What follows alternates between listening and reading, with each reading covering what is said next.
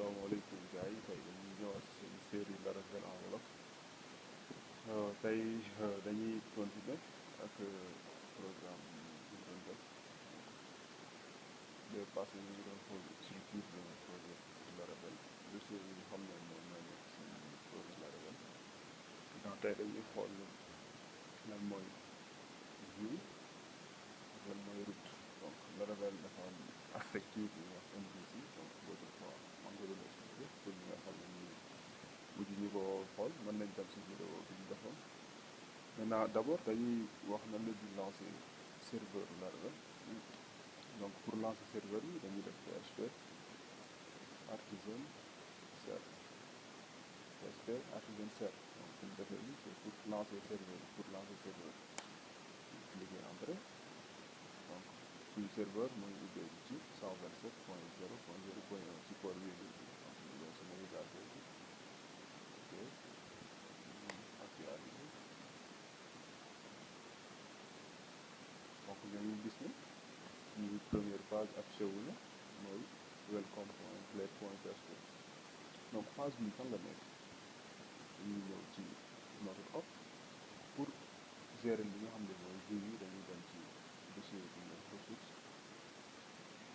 après ñu dem view welcome donc page bi mooy affiché wu par défaut donc pour test ñu effacé page bi yëpp ñu xool ñu def benn HTML bonjour Laravel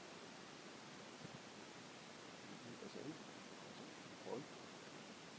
donc ñu gis bonjour Laravel donc view yi nan lay fonctionner donc fii lañuy def suñu fii lañuy créer suñu view waaw bu ñu créer view foog ñu déclarer leen c'est-à-dire dañuy ñëw si benn dossier bu ñuy wax route mooy gérer système de routage suñu view su ñëwee route am nañ benn fichier bu tudd web bu ñëwee fichier web ñu wàcc ñu ngi fi gis benn fonction par défaut mooy route 2.2.get slash fonction bi lan lay retourner benn view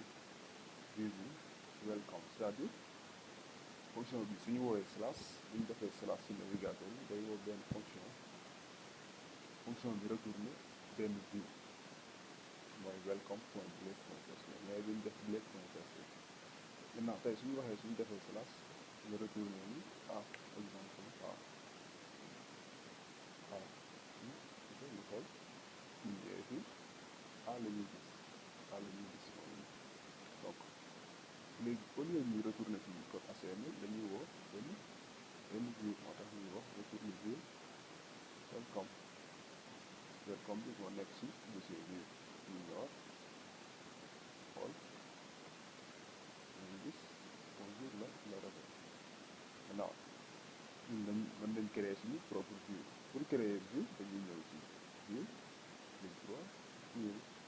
ñu ko tuddee home def point plate PHP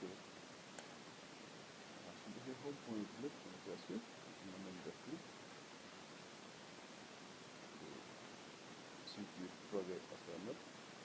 now ñu def par exemple home page ok maintenant bu ñu bëggee ak si home page nan la ñuy def dañuy dem ci route ñu web ñu créer route ñu ko dootee route type bi post donc am nañ ñaari méthode am nañ type post ak get donc ñun get la ñu def lan lañ koy wax donc bu ñu defee par exemple suñu defee slash home waaw suñu defee slash home ferme ko fi ñu retourner fonction bi lan lay retourner benn view bi ñu tudd ñu ñëwee fii home donc dañuy def home kase duñ def blade.php maintenant suñu ñëwee fii actualiser foofu ñu mën suñu page web bi donc suñu defee slash home dañuy woo suñu page home donc lii mooy lien entre route ak view donc loolu moom mooy différence entre route